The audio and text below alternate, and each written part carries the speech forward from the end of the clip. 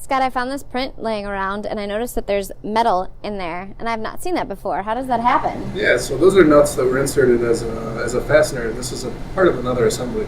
Okay. But in order to get those actually in the part, they're modeled as a facet or a mold, basically, of that fastener.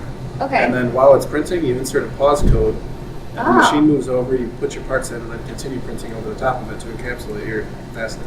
To get those in there. Yep. So how difficult is it to accomplish this? It's not terribly difficult. It's simply a feature in the slicing software. So it has to be, you have to model a hole that Okay. matches the size of your part that you want to put in. Uh-huh. You're going to import your model into Simplify 3D. You're going to apply your slicing parameters, but this time you're going to go to your preview and you're going to determine the layer to actually add the insert.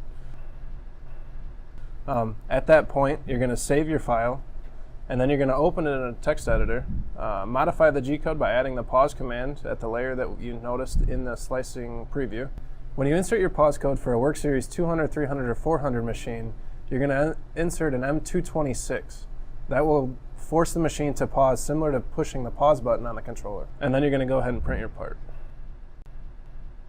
So once we get that part in, is there anything else we need to be concerned about? It's a good idea to watch it when you actually go to print over the top of it.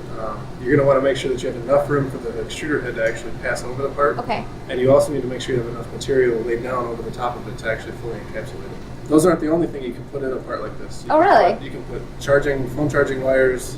You can use flexible material to encapsulate some other sort of fastener where if you need a moving piece or something doesn't align right, it can actually move so it can actually align properly in your other part.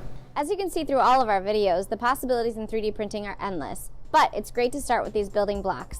If you need more information, send us a message or click on the links that we provide, and we will see you next time.